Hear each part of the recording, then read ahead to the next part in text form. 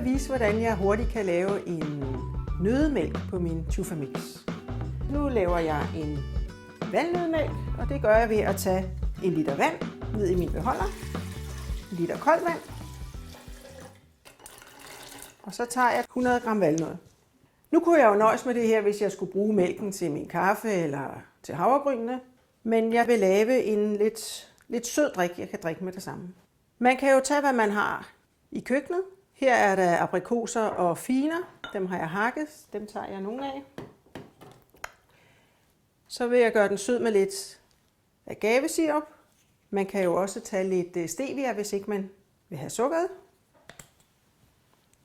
Så tager jeg lidt appelsinskal.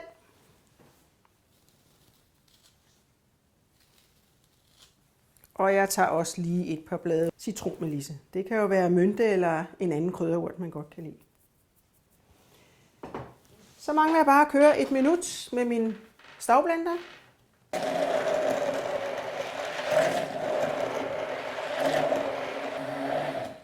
Ja, så er der gået 1 minut.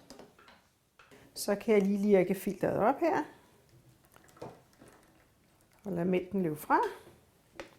Så tager jeg min morter og får presset den sidste væske ud.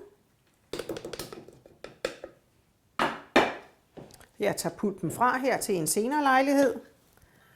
Så kan man lige bruge det i sin madlavning. Filteret skal bare en tur under vandhanen, så er det klar igen. Eller man kan putte det i opvaskemaskinen. Her har jeg så min færdige valnøddemælk. Skål. Hvis man ikke skal drikke det hele med det samme, så kan man jo lige sætte låget på her, og så ind i køleskabet. Der kan den holde sig i en 4-5 dage.